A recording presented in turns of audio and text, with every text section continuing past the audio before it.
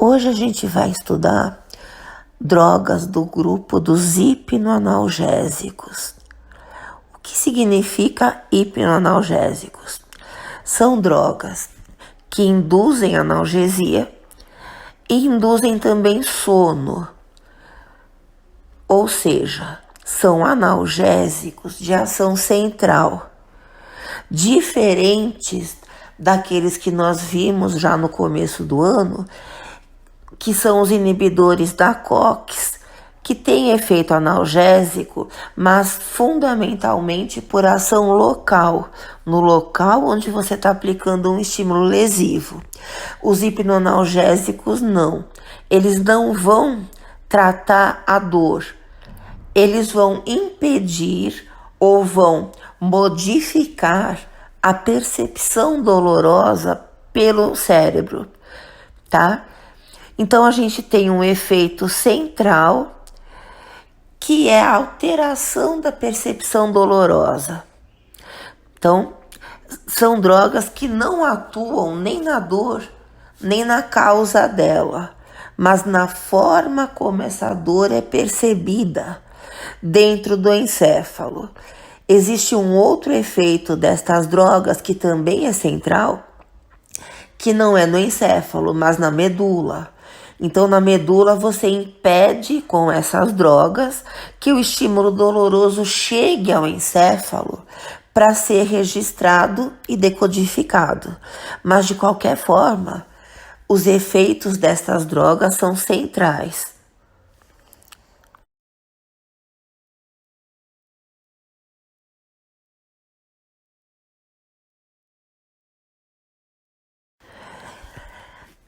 Isto é o que a gente acabou de ver. Então, você vai ter uma indução de sono, você vai ter um alívio da dor, tá? Aqui, sem promover perda da consciência, é a definição de analgésicos. Mas o hipnoanalgésico, ele pode ser usado e ele é usado também em doses anestésicas gerais. Aí você tem a perda da consciência, tá? Um sinônimo para hipnoanalgésicos é opioides. Por quê? Porque são drogas que se baseiam na estrutura da morfina. E o que é morfina? Morfina é o princípio ativo de um extrato de planta chamado ópio. De que planta? De uma flor chamada Papaver somniferum, que é a papoula. As sementes dessa papoula são fontes desse extrato chamado ópio. E o princípio ativo desse ópio é a morfina. Então, todas estas drogas hipnoanalgésicas, elas são também chamadas de opioides, porque todas elas, de alguma forma, derivam da morfina.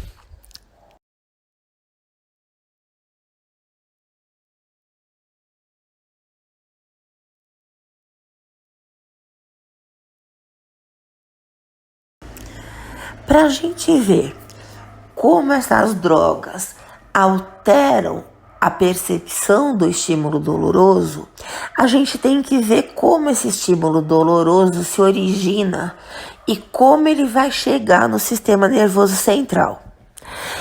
Basicamente, nós temos dois componentes para a dor. O componente objetivo, que é a nocicepção. Então, você tem os nociceptores sendo estimulados, tá? E aí se desencadeia um estímulo doloroso. O que é um nociceptor? É um receptor que a gente tem em todos os nossos tecidos. E eles são sensíveis a alterações que o tecido enxerga como lesivas, tá?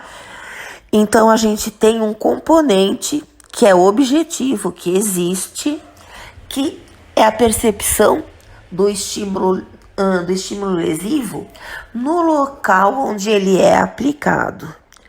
E a gente tem um segundo componente que é emocional. Então, nós temos dentro do encéfalo toda uma circuitaria que vai fazer a decodificação desse estímulo que chegou até lá, e depois vai haver como se fosse uma conversa de várias vias entre todos os teus centros encefálicos, levando em conta a tua história emocional, o que você pensa, como você vive, como você já viveu, traumas que você já teve. Então, tudo isso vai ser pesado pela tua córtex para que você aí tome uma decisão se aquele estímulo lesivo é lesivo realmente, é negativo para você ou não. Então, aí a gente tem o posicionamento do cérebro frente ao estímulo doloroso, tá? Isso é bastante subjetivo e em cada indivíduo isso se apresenta de forma diferente. Ou seja, o que para mim é uma dor insuportável, para você pode ser uma dor boa, uma dor que vai te levar a alguma coisa boa depois, por exemplo. Tá? Uma coisa que eu enxergo como dor, você pode não enxergar. Então isso depende justamente de toda a tua individualidade. Estas drogas agem nos dois componentes. Então você vai agir na medula, impedindo que esse estímulo doloroso que existe suba para o encéfalo. Aí você impede que se sinta a dor. Tá? Reduz-se, então, a nocicepção. Percebam que a origem dela nos nociceptores, ela continua. O que você reduz aqui é a capacidade que a tua medula tem de mandar para o encéfalo o resultado dessa nocicepção. Tá? Isso a gente vai ver melhor já já. E também eles vão reduzir o componente emocional.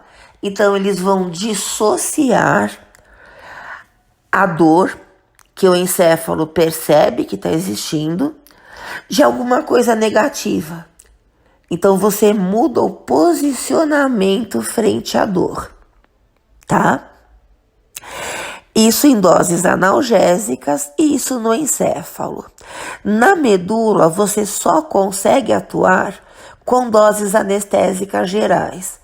Por quê? Porque para você agir na medula, a tua dose dessas drogas tem que ser mais alta. E essas doses mais altas impedem que o paciente respire sozinho. Por quê? Porque todos os opioides deprimem a respiração.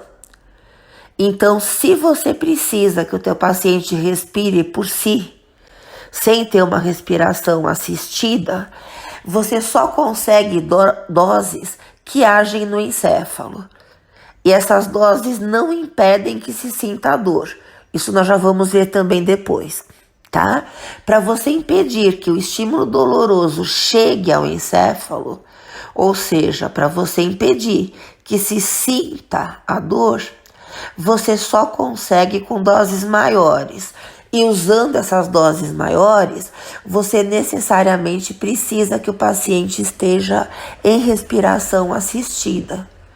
Por isso, você só pode usá-los dessa maneira como anestésicos gerais, tá? A indicação precisa para o uso do hipnoanalgésico é sempre dor crônica. Normalmente dor de moderada a grave, dores de traumas, por exemplo, uma cirurgia de coluna depois de um acidente, dores de cirurgia ortopédica, dores do câncer, dor neuropática, tá? Então você está usando basicamente em dores moderadas e graves, normalmente crônicas, tá? Isso como analgésicos e como anestésicos gerais,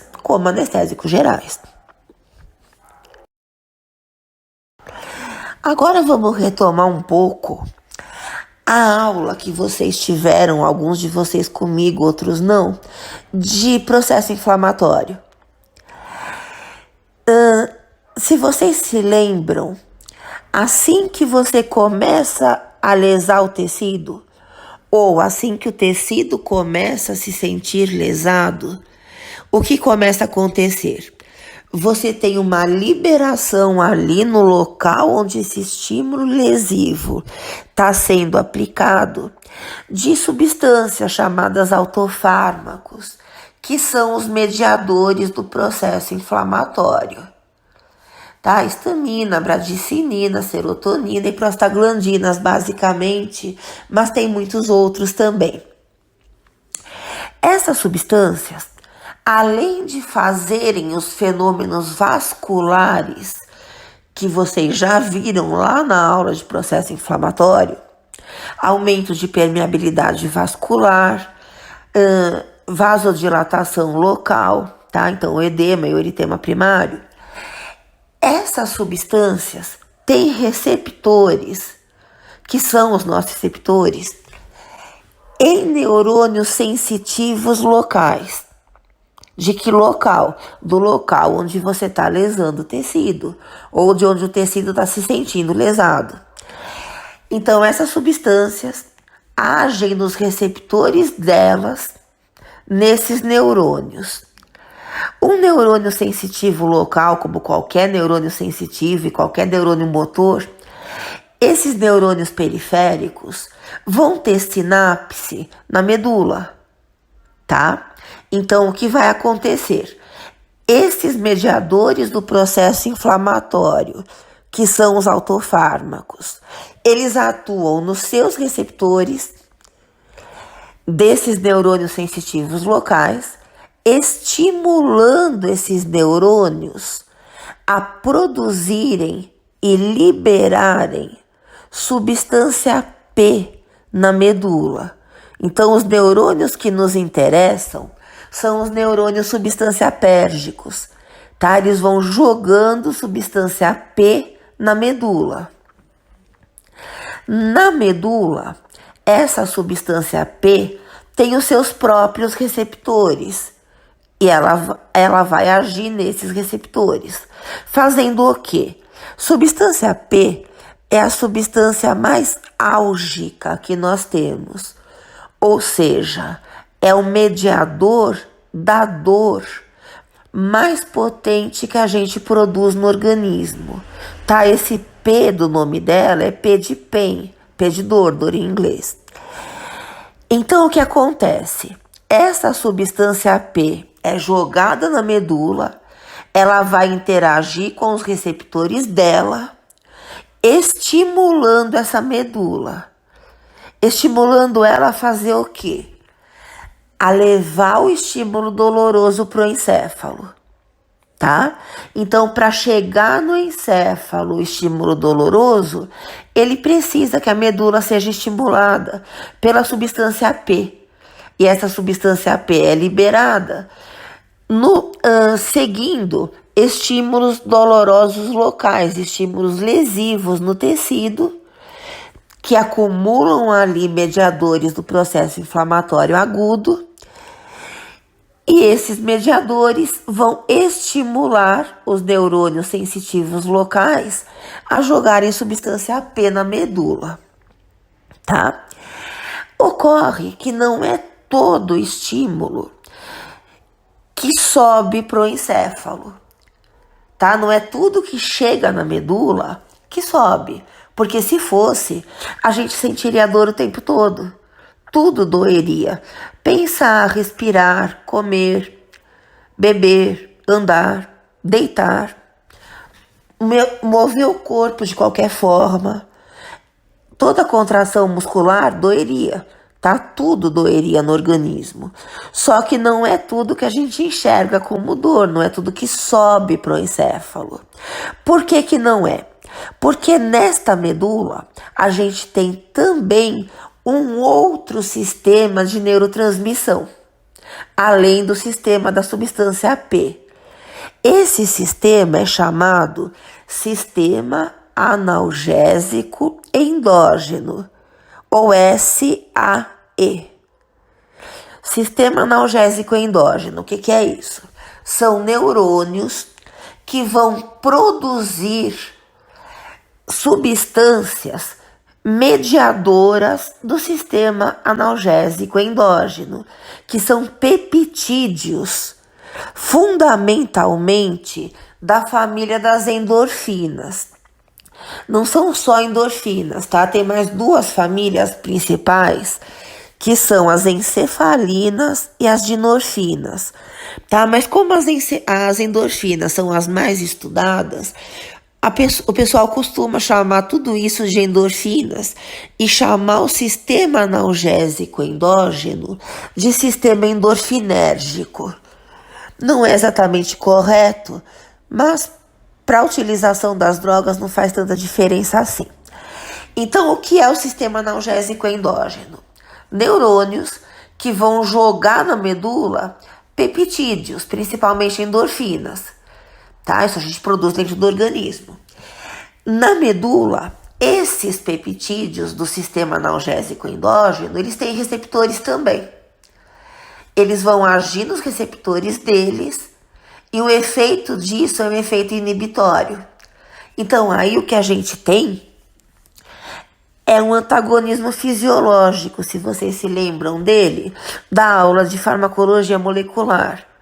2 agonistas, a substância P e os peptídeos do sistema analgésico endógeno, cada um em seus receptores, gerando efeitos contrários. A substância P vai nos receptores dela, estimulando a medula.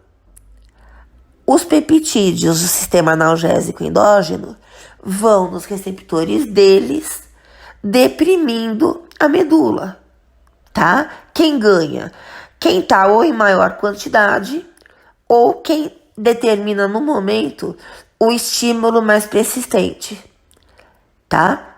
Então não é todo estímulo da substância P, não é todo estímulo doloroso que sobe da medula para o encéfalo. Quais sobem? Aqueles que ultrapassam a depressão gerada pelo sistema analgésico endógeno, tá? Na medula, esse sistema analgésico endógeno, ele é chamado de comportador. Ele funciona como uma comporta mesmo, ele fecha a passagem do estímulo doloroso para o encéfalo. Se esse estímulo doloroso é muito intenso, muito persistente, ou as duas coisas, ele vai ultrapassar o funcionamento do sistema analgésico endógeno, essa comporta vai se abrir e esse estímulo vai subir para o encéfalo, tá? Aí sim ele vai ser sentido, decodificado e você vai se posicionar frente a ele, tá bom? Quem teve aula comigo de inflamação deve lembrar do exemplo que eu dei, que foi a bunda de vocês. Na hora que você está assistindo aula, sentado numa cadeira, as tuas células bundíferas vão falar o quê? O que está acontecendo aqui que tem um troço embaixo de mim? Porque não é natural para um tecido humano ficar naquela situação. A posição fisiológica de um bípede, como nós, de um mamífero bípede, é de pé. Na hora que você senta, as tuas células bundíferas já começam ali a acumular mediadores do processo inflamatório agudo para tentar se defender do que para elas tá aparecendo uma agressão, tá? Vai ter tudo isso que a gente viu. Esses mediadores vão mandar a substância P lá para a medula, de alguma maneira, que a gente acabou de ver, tá? Só que não é sempre que você vai sentir isso acontecendo. Quando você acaba de sentar na cadeira, provavelmente você não está sentindo ainda dor na bunda. Não por causa da cadeira, pelo menos, tá? Por que que você ainda não sente? Por que que demora um tempo para você sentir? Porque o sistema analgésico endógeno na medula, que é a comporta da dor, não está deixando ainda aquele estímulo subir para o encéfalo. Agora, se você fica 2 horas com a bunda na cadeira, aí começa a doer. tá? E se a cadeira, por exemplo, tem um prego ali, assim que você senta, você já sente, porque esse estímulo é muito forte, é muito intenso. Aí sobe, tá? Então existe ali a comporta da dor que vai decidir, entre aspas, porque medula não pensa, mas ela vai filtrar quais estímulos dolorosos sobem pro encéfalo, quais não, tá? Tudo que sobe pro encéfalo é sentido. O que fica preso na medula, a gente não sente, tá? As drogas opioides funcionam no organismo como se fossem os mediadores do sistema analgésico endógeno. Agem nos mesmos receptores que os peptídeos desse sistema. Por exemplo, as endorfinas, tá? Para a gente agir com estas drogas na comporta da dor, na medula, como eu já falei agora há pouco para vocês, as doses necessárias são muito altas. E como todas essas drogas deprimem a respiração, essas doses necessárias para agir na medula e impedir que o estímulo doloroso seja sentido, elas impediriam também que o paciente respirasse sozinho. Então ele precisa de respiração artificial. Motivo pelo qual, para a gente usar essas drogas no sentido de impedir que se sinta a dor, a gente só consegue como anestésicos gerais, tá? Como analgésicos a gente não usa, a gente usa. Só que a gente usa um outro mecanismo de ação, que a gente já vai ver qual é. Quando o paciente não está se submetendo à anestesia geral, ele só precisa de um efeito analgésico, ele precisa estar consciente, respirando por si. A gente vai usar os opioides para atuarem no encéfalo, tá? Porque na medula as doses seriam muito altas. Com doses menores, a gente consegue agir mais no encéfalo. Como? O estímulo doloroso, então, ultrapassou a comporta da dor, ou seja, subiu para o encéfalo, tá? Aí ele vai passar por alguns centros, hipotálamo, por exemplo, mas não vem ao caso agora. O que vem ao caso agora é quando ele chega na córtex. Para que serve a córtex? Ela faz o relacionamento racional objetivo com o meio, tá? Então, de novo, o exemplo da bunda de vocês na cadeira. Se tiver todo mundo agora sentado, as córtex de vocês, as córtex de vocês, vão estar falando a mesma coisa. Tem alguma coisa na tua bunda, tá? Isso se o estímulo subiu. Então, imagina, vocês estão há 3 horas com a bunda na cadeira. Esse estímulo passou a comporta da dor, chegou na córtex. Para todos vocês, a resposta da córtex vai ser a mesma. Tem alguma coisa na tua bunda. Por quê? Porque ela faz o relacionamento racional. Tem mesmo alguma coisa na tua bunda, tá? Tem uma coisa objetiva, real. A córtex, ela não faz juízo de valores sozinha.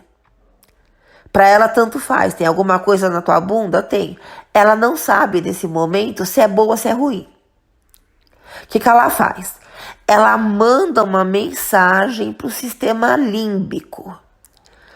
O sistema límbico, ele vai fazer o relacionamento emocional com o meio. Tá? Então, ele vai se posicionar emocionalmente. Sistema límbico, cada um tem o seu. Dependendo da tua história de vida, do que você pensa, das tuas convicções, do que já te aconteceu, o teu sistema límbico pode responder: ah, tem alguma coisa na bunda? Que bom. Ou, tem alguma coisa na bunda? Que péssimo. Ou ainda, tem alguma coisa na bunda? Tanto faz, vamos dar mais um tempo para ver se melhora ou se piora, tá? O sistema límbico, ele faz também sozinho o juízo de valores? Não. Ele age em resposta a esse juízo de valores? Também não. Tá? O sistema límbico feminino às vezes age. E aí que a gente se estrepa bastante, porque não é fisiológico isso. É naquela hora que você pega o teu sapato de salto 14, que você acabou de comprar, e bate com ele na cabeça do teu namorado adúltero. Depois você fala, ai meu Deus, se eu tivesse pensado, eu não teria feito isso. Vou estragar um sapato novo a troco de nada, tá? Então assim, esse se eu tivesse pensado, eu não teria feito, é justamente quando o sistema límbico acaba tomando uma atitude que ele não deveria tomar. O que é fisiológico é ele mandar de volta para a córtex a informação, aí já com o posicionamento emocional. Tá? Então assim, o estímulo doloroso subiu, você ficou 2 horas com a bunda na cadeira, o estímulo passou da medula, chegou no encéfalo. Chegou na córtex, a córtex fala, tem alguma coisa na bunda dessa criatura. Ela manda pro límbico, o límbico fala, que péssimo. A córtex fala, tá péssimo mesmo? Então, peraí, vamos levantar da cadeira? Senão a tua bunda vai gangrenar, tá? Então, existe essa conversa de 2 vias, que a gente chama de feedback, entre córtex e sistema límbico. No encéfalo, o sistema analgésico endógeno, ele não é chamado comporta da dor, e ele faz o quê? De alguma maneira, que eu não vou explicitar para vocês, que é muito complicada, mas no final, o que acontece é como se esse sistema impedisse o sistema límbico de mandar para a córtex o posicionamento emocional. Tá? Então a córtex fica gritando, o límbico fica gritando na orelha da córtex, que péssimo, que péssimo, que péssimo. A córtex não ouve mais. Ou seja, a dor é sentida, só que deixa de ser relacionada com alguma coisa nociva. Então, se você tem um paciente que está usando morfina, por exemplo, ou qualquer opioide, tá, Tramal, Tilex, qualquer um deles, e você perguntar para esse paciente se ele está sentindo dor, ele vai falar que sim. Só que ele não está nem aí. Para ele, isso que ele está sentindo deixou de ser uma coisa ruim, porque ele perde o posicionamento emocional frente a isso. Ele sabe que tem alguma coisa ali. E ele sabe que essa alguma coisa é derivada de um sofrimento. Tá, de um osso quebrado, de uma cirurgia, ele sabe que aquilo ali tá doendo. Só que para ele não importa mais, tá? No encéfalo, o efeito é esse. Bom, quando a gente não vai usar essas drogas como anestésicos gerais, o efeito que a gente tem é justamente esse aqui. A gente dissocia a dor de alguma coisa negativa, tá?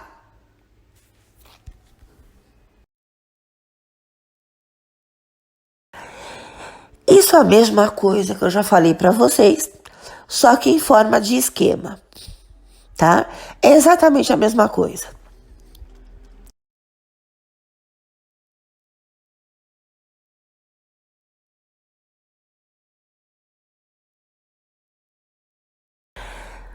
Bom, como é um sistema analgésico endógeno, ele não tem só os mediadores, os agonistas, que são endorfinas, encefalinas, ginorfinas. Ele tem também receptores. Nós temos aqui 3 grupos básicos de receptores opioides. O Mi, que hoje em dia é chamado MOR, que é a sigla dele. A gente tem o Kappa, que é chamada COR. E a gente tem o Delta, que é chamado DOR, tá? Esse DOR aí não é dor de dor, tá? É DOR, Delta Opioid Receptor, tá? Para nossa sorte, O efeito analgésico, tanto do sistema analgésico endógeno quanto das drogas opioides, depende de uma ação no receptor mor. Eles são agonistas do receptor mor. Por isso, então, basta que a gente veja os agonistas desse receptor. Existe um efeito core que é importante. Qual? A contração da pupila. Tá? Alguns livros e alguns autores vão estar dizendo para vocês que essa contração da pupila é um efeito mor. Tá? Mas não é um efeito core. É o único efeito que interessa para nós, mediado por esse receptor aí. Por quê? Porque os opioides são as únicas drogas de ação central que contraem a pupila, ou seja, que produzem miose. As outras todas dilatam a pupila, ou seja, produzem midríase. Se você tem, então, um paciente inconsciente ou quase inconsciente por uma overdose, uma superdosagem, uma intoxicação aguda por opioides, você consegue imediatamente diagnosticar olhando a pupila do paciente. Ela vai estar bem contraidinha, vai estar em forma de cabeça de alfinete, que a gente chama, ou puntiforme. Puntiforme é sinônimo de pupila em cabeça de alfinete, pupila bem contraída, é só um pontinho. Aí certamente esse paciente está intoxicado com opioides, se ele estiver intoxicado com alguma coisa, tá? Por isso que é importante a gente saber desse efeito core, tá bom? Como é que você trata? Os opioides têm antagonista, tem antídoto, que é chamado naloxona. Daqui a pouco a gente vai falar dele. Então eu sempre pergunto em prova e onde for, como você identifica uma overdose de opioides pela pupila contraída, pela miose? Como é que você reverte essa intoxicação, essa overdose? Com o antagonista, que chama naloxona, ou Narcan, que é o nome do medicamento, tá?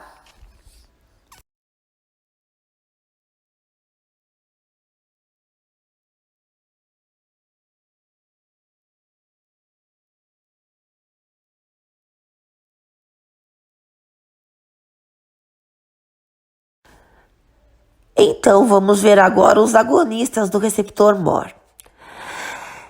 A gente tem agonistas completos ou agonistas fortes, que independentemente da potência, guardem isso, não depende da potência, se ele é forte ou não. Um agonista forte, ele tem capacidade de dar todos os efeitos que os mediadores endógenos dão, tá? Independentemente da potência, um agonista de receptor mor, forte ou completo ou total, tudo a mesma coisa, ele faz tudo que uma endorfina, por exemplo, faz, tá? Ele vai fazer todos os efeitos que os nossos mediadores endógenos, que são as endorfinas, encefalinas, ginorfinas, fazem. Os agonistas parciais, independentemente da dose, você pode aumentar a dose quanto você quiser, eles não vão dar todos os efeitos que o agonista endógeno vai dar, tá?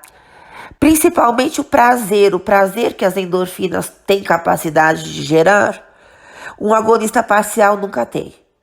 Um forte tem, tá? Muitos deles têm isso com uma potência muito maior do que das endorfinas.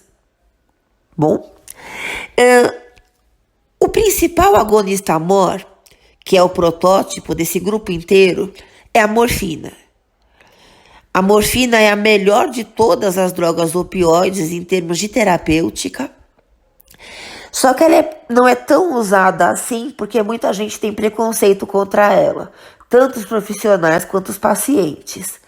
tá? Mas a morfina é uma droga extremamente útil, extremamente importante no sentido de você bloquear um estímulo doloroso ou de você dissociá-lo de alguma coisa ruim.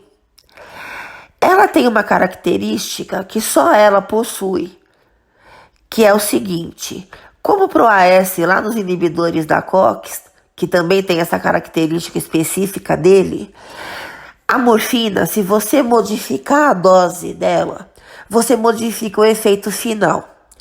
Então, doses baixas de morfina são analgésicas.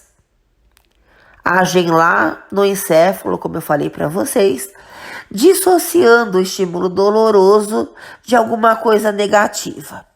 Se você der uma dose intermediária, moderada de morfina, ela é um sedativo. Ela vai fazer isso que eu falei para vocês no encéfalo e ao mesmo tempo o paciente vai dormir.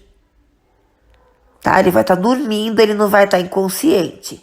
Se você der uma sacudida no paciente, ele acorda. E numa dose elevada, a morfina é anestésico geral. Aí ela age na medula, tá bom?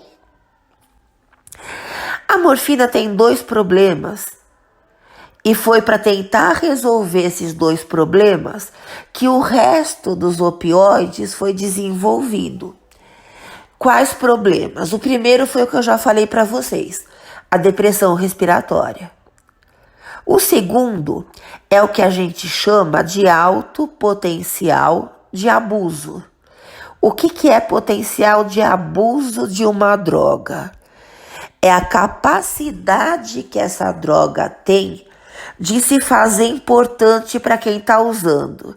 Mas esse se fazer importante não é pelo efeito terapêutico. A morfina, por exemplo, ela não se faz importante para quem usa por causa do efeito terapêutico. É pelo prazer que ela proporciona. Por isso que o potencial de abuso dela é alto.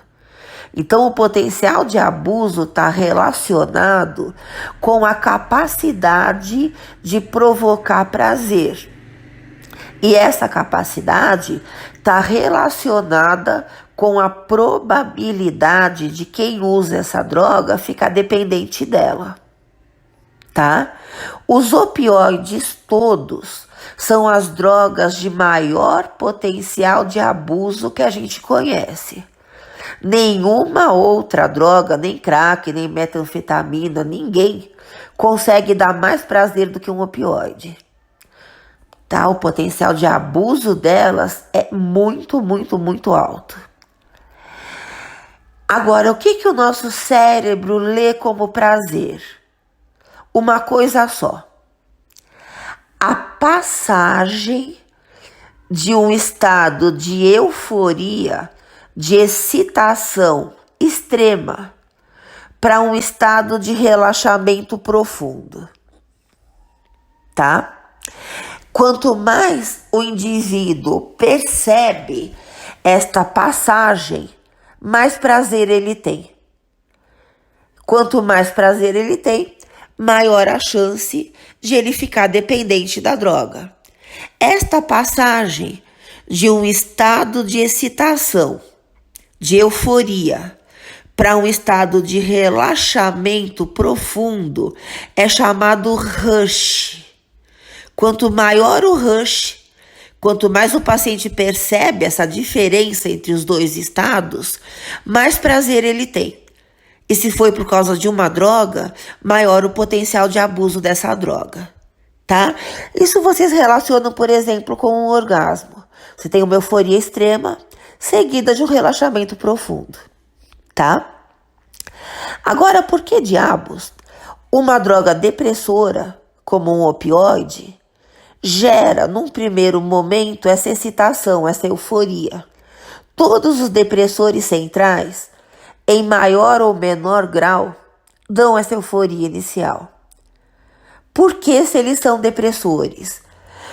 Porque todas as drogas depressoras do sistema nervoso central deprimem, num primeiro momento, as vias inibitórias do cérebro. Então, primeiro você vai deprimir as inibições, tá? As vias de neurotransmissão inibitórias. Se você inibe as inibições, só te sobram as excitações. Por isso que vem uma euforia. Num segundo momento, o que você tem é uma depressão de todas as vias do encéfalo, porque as drogas são depressoras. Bom, quanto mais você percebe a passagem desse primeiro momento para o segundo momento, maior o rush, maior o prazer, maior o potencial de abuso dessa droga. Tá? Então, 2 problemas: depressão respiratória, alto potencial de abuso relacionados à morfina. Os outros opioides foram desenvolvidos para tentar resolver isso. Deu certo? Não. Todos os opioides têm esses 2 problemas.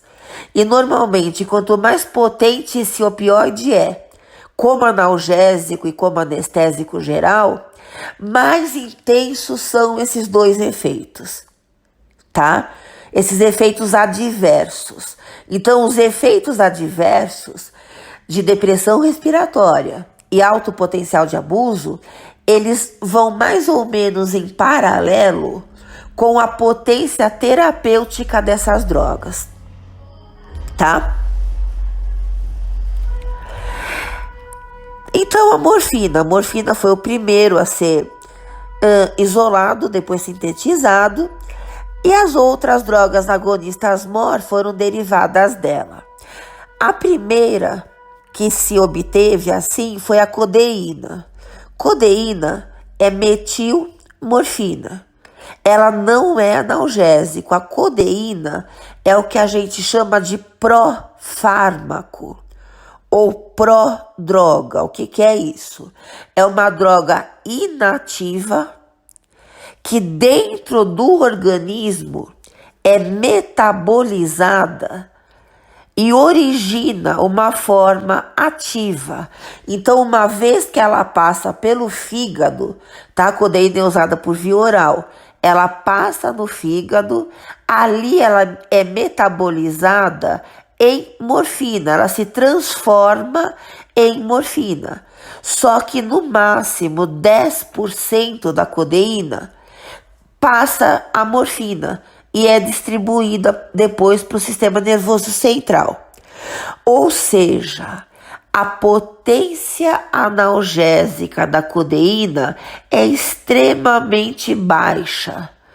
Para você usar essa droga como analgésico, você tem que associar um inibidor da COX, como por exemplo paracetamol, ibuprofeno, tá? Um derivado da codeína associado com paracetamol é o Tilex, por exemplo. Nos Estados Unidos é o Vicodin. Então você precisa associar a codeína a um inibidor da COX para ter uma ação analgésica local, porque o efeito analgésico dela é baixíssimo. Por quê? Mais uma vez, porque ela não é analgésica, ela não é ativa no organismo. Codeína não é uma droga que tem efeito.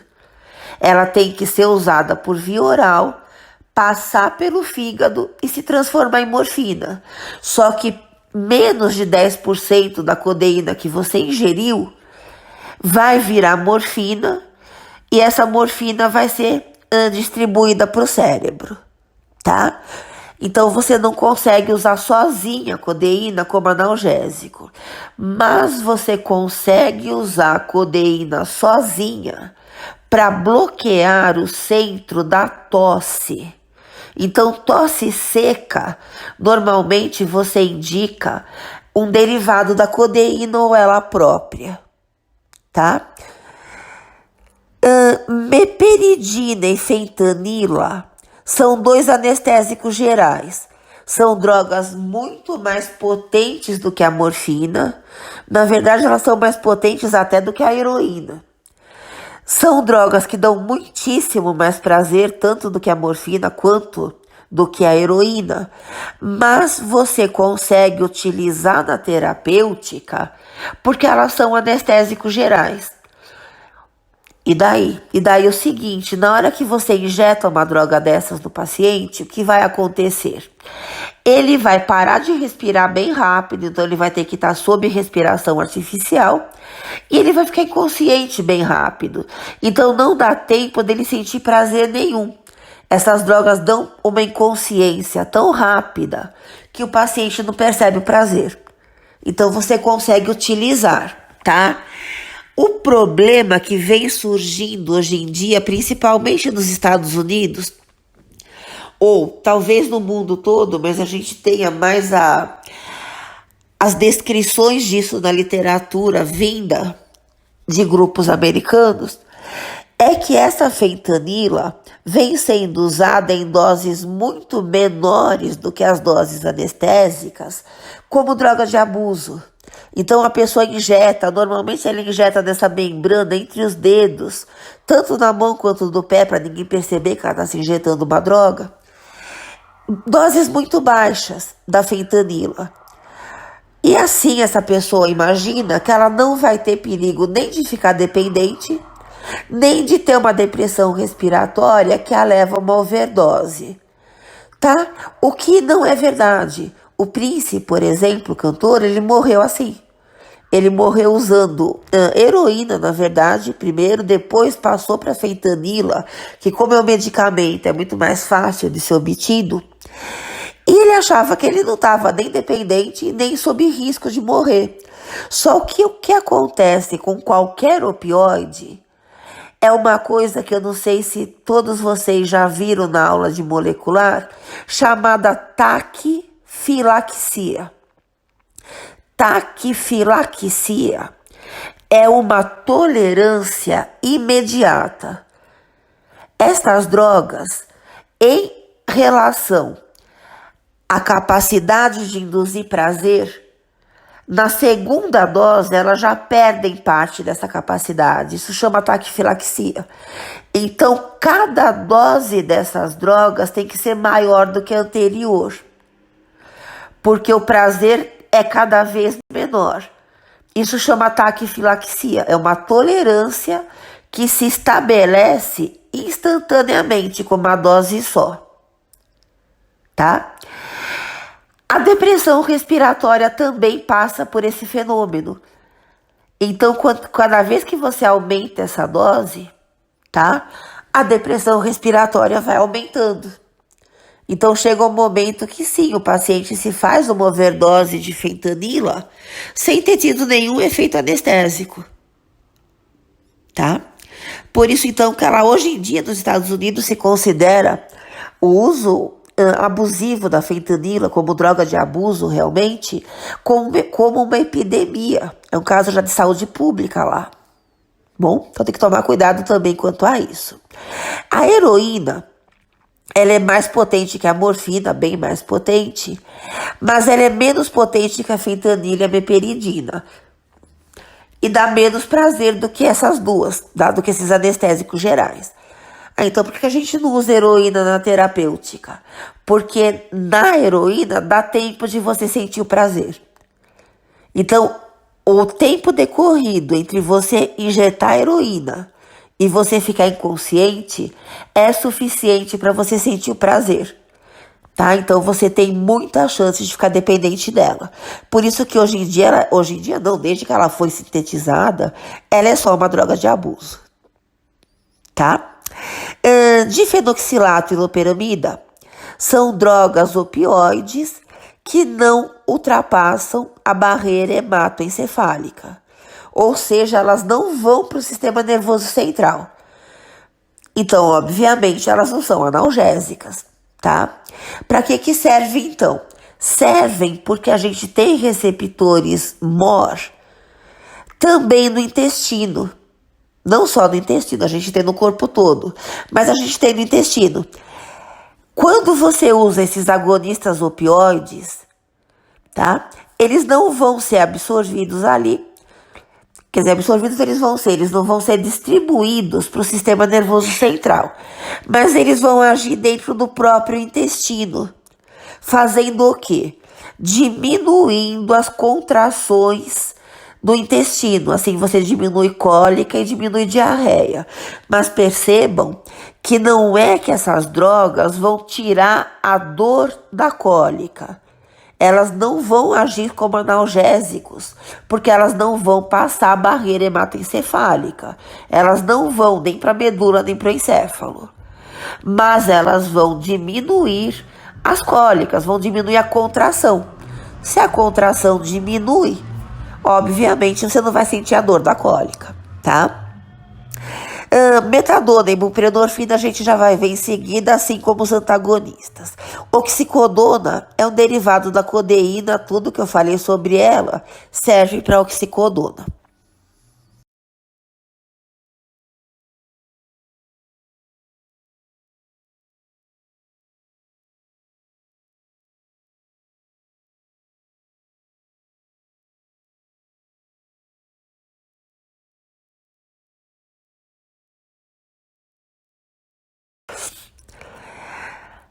Só um aviso também que eu costumo dar sempre para os meus alunos.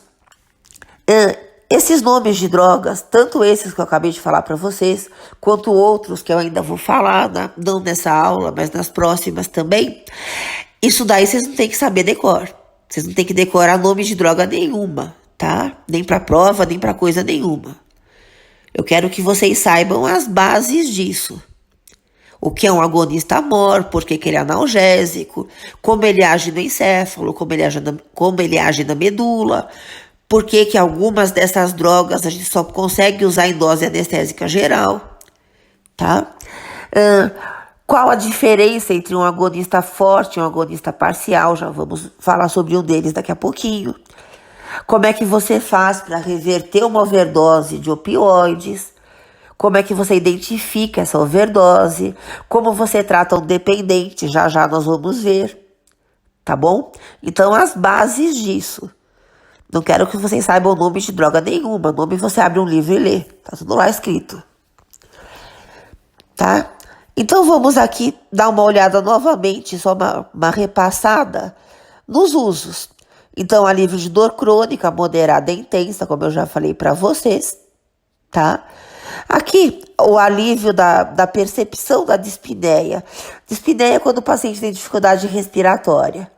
Então, essas drogas têm a capacidade de fazer o paciente não enxergar mais essa dificuldade de respirar como uma coisa nociva.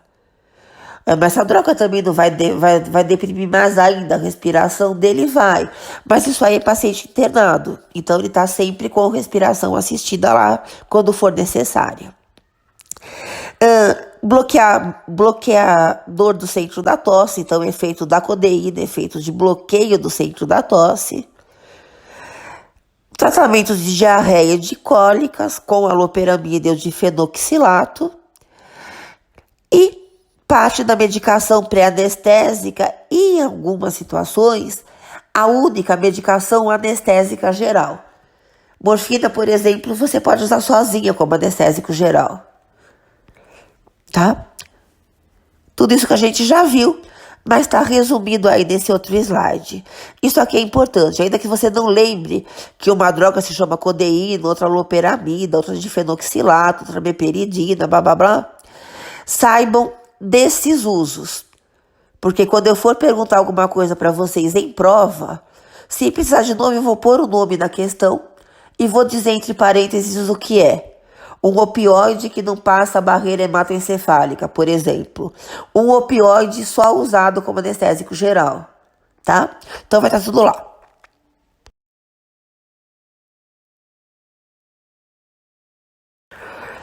Aqui os efeitos adversos, também já concentrados num slide só. Depressão respiratória, a miose é contração pupilar, não é um efeito adverso, tá? É um efeito colateral que a gente usa para identificar a intoxicação aguda. Constipação intestinal, que é prisão de ventre, porque tem receptor mor no intestino. E esses agonistas todos vão diminuir as contrações, tá? Então você vai diminuir a capacidade de excretar o bolo fecal, tá bom?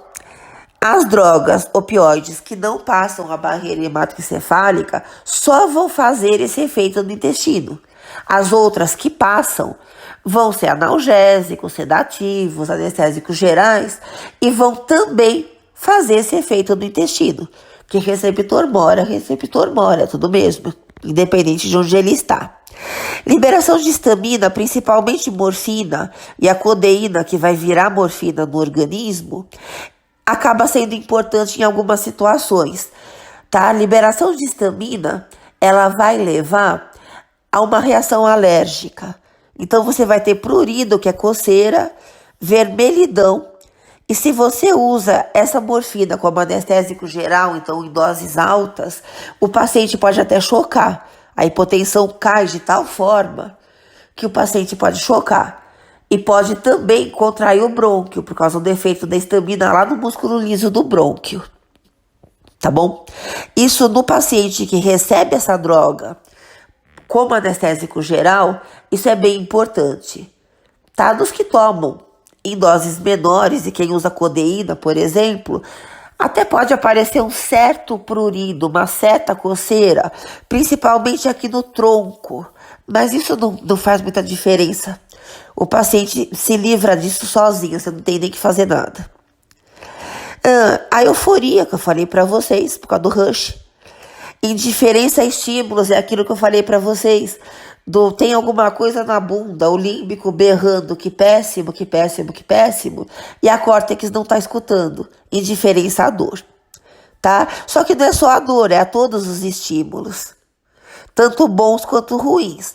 Então, isso é um efeito colateral. O paciente pode ficar apático, ele pode ficar pouco responsivo às emoções normais da vida dele, tá? E o potencial de abuso alto, evidentemente, é o efeito adverso mais importante, junto com a depressão respiratória.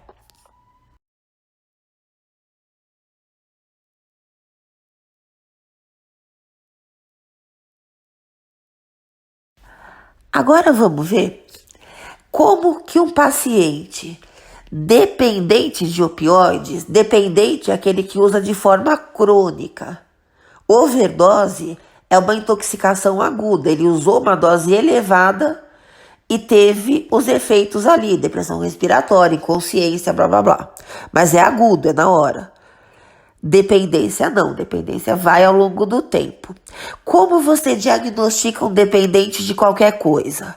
A única maneira de você saber que aquele paciente está dependente de alguma coisa é tirar dele essa alguma coisa. Se você tirou, por exemplo, opioide num paciente que faz uso abusivo de opioide, e ele fez em resposta a essa retirada uma síndrome de abstinência, é porque ele é dependente. E o que é síndrome de abstinência? Síndrome de abstinência são reações físicas, reações orgânicas, à falta de alguma coisa. De droga, se o paciente usa droga abusivamente, de chocolate, de açúcar, de sexo, de jogo, daquele comportamento, daquela substância, daquele elemento que o paciente usa abusivamente. Então, quando você retira isso, o paciente responde com sintomas físicos. Isso é chamada síndrome de abstinência. E só tem síndrome de abstinência um dependente. A dependência de opioides é chamada nas ruas de cold turkey. Não que eu frequente as ruas, mas ela é. O que é cold turkey? É peru gelado. Então, assim, o paciente fica como se ele fosse um peru cru que você pega na geladeira. A pele dele vai estar gelada, vai estar úmida, ele vai estar suando frio, ele vai estar todo arrepiado, com a pele azulada. O problema não é essa coisa de aparência. O problema do paciente não é ficar parecendo um peru gelado. O problema que o paciente percebe é uma cólica insuportável. E essa cólica, a dor que ele está sentindo, é que leva ele a ficar suando frio, pálido e todo arrepiado. tá? Além dessa dor insuportável, ele vai ter tremores, às vezes ele fica como um paciente de Parkinson avançado. Você deita ele na cama, ele fica pulando da cama, ele levanta o corpo todo da cama, como se ele tivesse uma convulsão. Uma agitação psicomotora, isso não sempre, mas em muitos casos. Delírio também, não sempre, mas em muitos casos. Agressividade, idem. Convulsões, idem, tá? Não sempre, mas em muitos casos. E essas drogas, lembrando a vocês de novo, produzem tolerância. Veja, tolerância é quando, depois de um certo tempo de uso da droga, você tem que aumentar a dose para ter o mesmo efeito. Isso acontece em relação ao efeito terapêutico do opioide, o efeito analgésico. Em relação ao prazer, o que você tem é tolerância imediata, é taquifilaxia. A segunda dose tem que ser maior que a primeira, a terceira tem que ser maior que a segunda, para você manter o mesmo nível de prazer. Em relação ao efeito terapêutico, não. Obviamente, uma droga que você precisasse aumentar a dose a cada vez que a pessoa usa para manter o mesmo efeito terapêutico, essa droga não serve para nada na terapêutica, ela nem entraria na utilização terapêutica. Mas a tolerância existe. Você usa a droga por algumas semanas, por exemplo, você precisa aumentar a dose, tá?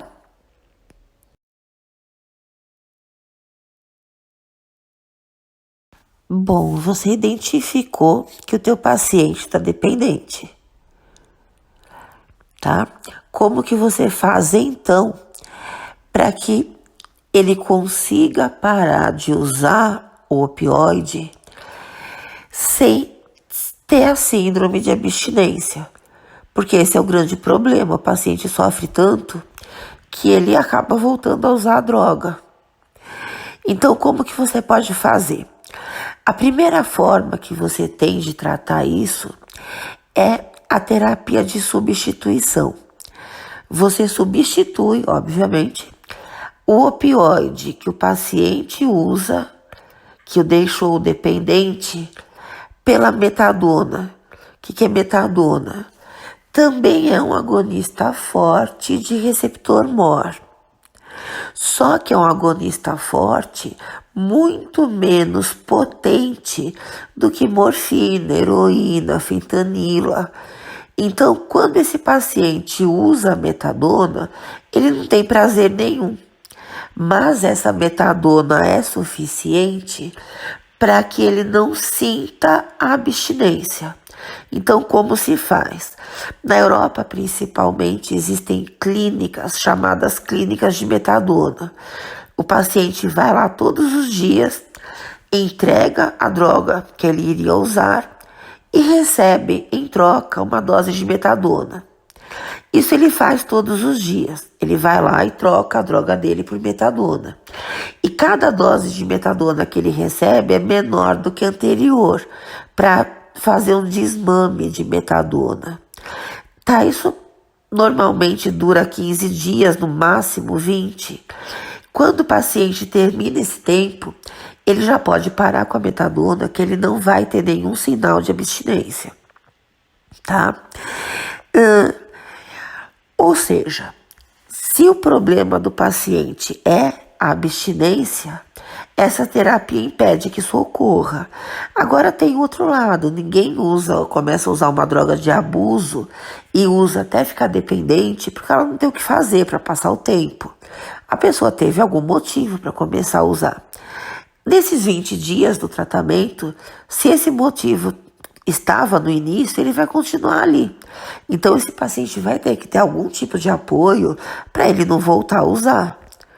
Porque o problema que o fez voltar, que o fez começar o uso, tá ali. A terapia de substituição não vai tirar o motivo pelo qual ele usou. Ele vai tirar só a abstinência. Então tem que ter um apoio para esse paciente, senão ele volta. Outro problema. A metadona é um agonista forte. Como eu já falei para vocês, agonista forte é aquele que dá todos os efeitos que o agonista endógeno dá no receptor. Então é um agonista, uma droga, que faz no receptor MOR tudo que as endorfinas fazem, que as encefalinas fazem, que as ginorfinas fazem, mas com variadas potências. Existem agonistas fortes, muitíssimo pouco potentes. A metadona é uma delas, ela não dá prazer nenhum para um paciente que está usando já um agonista forte mais potente, como morfina, heroína, etc. Agora, em quem nunca usou opioide, a metadona dá prazer. Então, o que estava acontecendo? Profissionais das clínicas de metadona estavam começando a usar eles a metadona.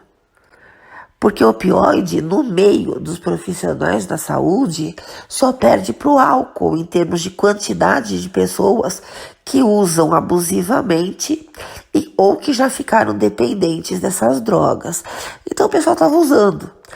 Além do que, o pessoal que estava no entorno desse paciente também, às vezes, resolvia usar metadona. O próprio paciente, às vezes, optava por vender a metadona no mercado negro, fazer tráfico de metadona. Às vezes para tentar pagar dívidas que ele tinha com a pessoa que vendia para ele a heroína ou a fentanila antes, ele começava a vender metadona. Então, para diminuir esse tipo de problema, está se começando a substituir metadona nessas clínicas por buprenorfina. O que é buprenorfina? É um agonista parcial do receptor MOR. O que faz um agonista parcial? Ele age no receptor, mas ele não dá todos os efeitos do agonista endógeno. Prazer, por exemplo, é quase impossível que eles deem. Então a buprenorfina tem essa segurança. Ela é agonista suficiente para evitar a síndrome de abstinência, mas ela não é suficiente para gerar o prazer, tá? Então o potencial de abuso dela é baixo. Foi uma solução para esse tipo de problema que ainda existe nessas clínicas de metadona. Outra maneira de você tratar um dependente que queira parar de usar o opioide é a terapia de retirada. O que é isso? Você interna esse paciente, ele vai passar 3 ou 4 dias internado, sem sedação, sem nenhum tipo de medicação, além da naloxona. O que é naloxona? É um antagonista do receptor MOR. Então ela bloqueia o receptor, não permite que nenhum opioide haja nesse receptor e não permite que os agonistas endógenos, endorfinas, encefalinas, atuem nesse receptor. Então, você não só não está evitando a síndrome de abstinência, como você está precipitando essa síndrome. Você vai dar um antagonista que vai fechar os receptores MOR e o restinho de droga que ainda está no cérebro do paciente e mais os agonistas endógenos desse receptor que ele produz no organismo, tá? O sistema analgésico endógeno desse paciente, não estejam agindo no receptor. Então, a síndrome de abstinência, que demoraria uns 15 dias para acontecer, você concentra esses sintomas em 3 ou 4 dias. Então, você aumenta muito esses sintomas nesses dias. E a ideia seria provocar nesse paciente um condicionamento aversivo. Então ele se sente tão mal e ele relacionaria se sentir tão mal ao fato dele estar dependente de um opioide. Teoricamente ele pararia de usar. Só que não funciona quase nunca, porque o paciente não vai relacionar ele se sentir mal com ele ser dependente do opioide. Ele vai relacionar o que ele se sente mal por ter parado de usar. Então, o mais comum é a pessoa sair dessa internação e procurar droga desesperadamente. Ou então tentar o suicídio, às vezes conseguir, porque entre se sentir mal desse jeito e se sente mal porque ele não consegue parar de usar uma droga que ele quer parar de usar, ele prefere morrer. Tá? Então não é uma terapêutica que funcione muito, mas existem muitos serviços que usam isso. Agora, a terapia de retirada ela é útil nos bebês do ópio. O que é um bebê do ópio? É um bebê que nasce de uma mãe que ou não quis parar de usar opioide ou não conseguiu parar de usar opioide na gestação. Então ele nasce dependente de opioide. Na hora que ele nasce, que ele sai do organismo da mãe, ele entra em síndrome de abstinência, porque não está circulando mais nele o opioide necessário. Então o que se faz? Se internam esses bebês na UTI neonatal, eles ficam sedados, aí sim, com toda a terapia de apoio. E ele começa a usar naloxona por uns 3 ou 4 dias também. Para quê? Para limpar os receptores e permitir que o opioide que circule no organismo seja metabolizado e excretado rapidamente. Então, depois desses 3 ou 4 dias, ele já está limpo. Então, ele pode ser novamente acordado. Você tira a sedação, tira ele da UTI e ele está normal. Então, essa é uma indicação precisa para terapia de retirada. A naltrexona é um outro antagonista de receptor MOR, só que ele não é indicado nem em intoxicação por opioide, intoxicação aguda, overdose, nem para dependente de opioide. Ela só é indicada para dependentes de álcool, alcoólatras que estejam querendo parar de beber, e para pacientes obesos compulsivos por comida. Tá? Então você tira aquele componente compulsivo que leva esse paciente a procurar o álcool ou a procurar comida. Tá? Nesses casos ela funciona. Só que tem um problema, a naltrexona, em muitos pacientes, ela induz vômito, ela é muito emética. O que é interessante, porque agonistas do receptor MOR, até a própria morfina, às vezes, podem induzir vômito. A apomorfina, que é o derivado da morfina, que não é analgésico, é uma droga que se usa experimentalmente para induzir vômito. Antigamente se usava até na terapêutica isso. Tá? Hoje em dia, em toxicologia, para você reverter algumas intoxicações, para fazer o paciente vomitar o que ele ingeriu, por exemplo, se usa apomorfina, tá? E ela é um agonista. Agora, por que um antagonista, que é a naltrexona, gera esses efeitos, ainda não se consegue explicar muito bem. Até porque a naloxona, ela não induz vômito, ela não é emética, tá? Então é isso. De hipnoanalgésicos, o que é importante vocês saberem é isso. No Hangout que a gente vai ter no horário da aula de vocês, eu gostaria que vocês já tivessem pelo menos lido os resumos que eu mandei, o resumo e os slides em PDF, e talvez até conseguindo escutar os áudios, tá? Tanto dos slides em áudio quanto do vídeo, que é a mesma coisa, para vocês já terem escutado isso em algum momento. Porque aí no dia do Hangout, a gente consegue discutir o assunto, em vez de eu ficar só apresentando coisas para vocês que não vão sedimentar direito. Então, se vocês já forem com isso ouvido e lido, a gente consegue fazer uma coisa mais dinâmica. Então, eu retomo com vocês os pontos mais importantes. Vocês colocam as dúvidas de vocês, tá? E a gente acaba fazendo uma discussão que vai sedimentar muito melhor do que se vocês ouvirem pela primeira vez no Hangout, tá bom? Então é isso. A aula que vem, então, a gente vai ver na aula